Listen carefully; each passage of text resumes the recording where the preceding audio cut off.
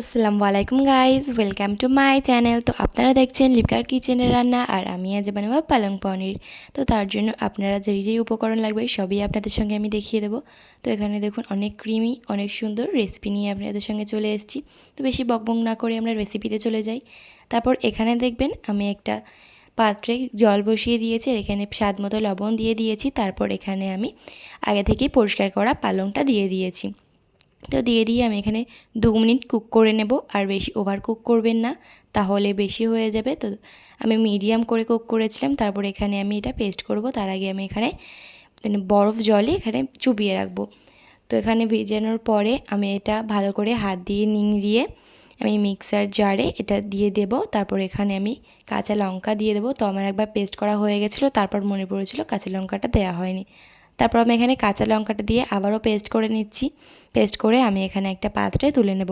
তো তারপর আমি এখানে নিয়ে নিয়েছি পনির, আর পনিরটা আমি আমার মতো করে কেটে নিচ্ছি। তো ভালো করে কেটে নিয়েছি আমার মতো শেপ করে, আপনারা আপনাদের মতো করে নেবেন। আমি একটু বড় শেপেই কেটেছিলাম, আপনারা ছোটো বড়ো করে যে কোনোভাবেই কাটতে পারেন। তো তারপর আমার এখানে কাটা হয়ে গেছে, আমি দেখিয়ে দিচ্ছি একটু বড় বড় করে আমি কেটে নিয়েছিলাম। তারপর আমি এদিকে প্যানে সাদা তেল গরম করতে দিয়ে দিয়েছি। আপনারা এখানে বাটারও ইউজ করতে পারেন, আমি সাদা তেল দিয়েছি। তো এখানে দিয়ে দেওয়ার পরে আমি ভুল করে পেঁয়াজটা দিয়ে দিয়েছিলাম, আগে জিরেটা দিলে ভালো হতো। তো কোনো ব্যাপার না, পেঁয়াজ আর জিরে একসঙ্গে দিয়ে আমি এখানে নেড়ে চেড়ে নিয়ে নেব। আর এখানে আমি স্বাদ মতো লবণ দিয়ে দেব। লবণটা দিয়ে আমি এখানে ভালো করে নেড়ে চেড়ে একটু ভাজা ভাজা করে নেব। তারপর আমি এখানে মশলা অ্যাড করব।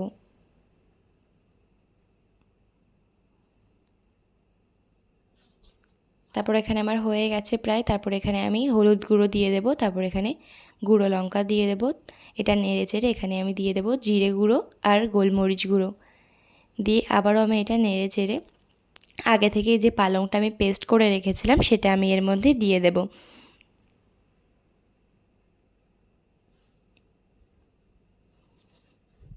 দিয়ে এটা নেড়ে চেড়ে যখন এটা ফুটে আসবে তখন আমরা এর মধ্যে পনির দিয়ে দেবো।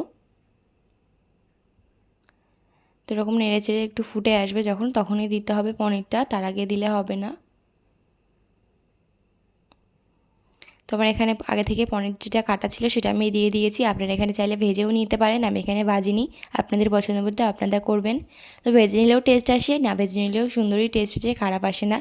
তো এখানে আমি ভেজে নিয়ে ভালো করে দিয়েছি। আর এখানে ক্রিমি করার জন্য আমি এখানে অ্যাড করব টক দই। আপনারা এখানে দুধ বা ফ্রেশ ক্রিমও অ্যাড করতে পারেন, আমি আমার মতো টক দই অ্যাড করেছি। তো টক দইটা দিয়ে আমি ভালো করে আবারও নেড়ে ছেড়ে নেব। এটা ক্রিমি হওয়ার জন্য আমি দিয়ে দিচ্ছি টক দই। তো টক দইটা দিয়ে এই জলটা যতক্ষণ না মরবে ততক্ষণ আমাদের ওয়েট করতে হবে। তো এরকম জল মরে এসে পুরো একদম ক্রিমি হয়ে আসলে আপনারা ভাববেন একদম পারফেক্টলি হয়ে গেছে।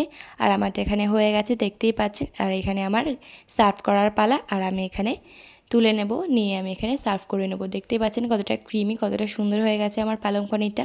আর ভিডিওটা ভালো লাগলে অবশ্যই লাইক, কমেন্ট, সাবস্ক্রাইব করো, আর বাড়িতে অবশ্যই একবার ট্রাই করো।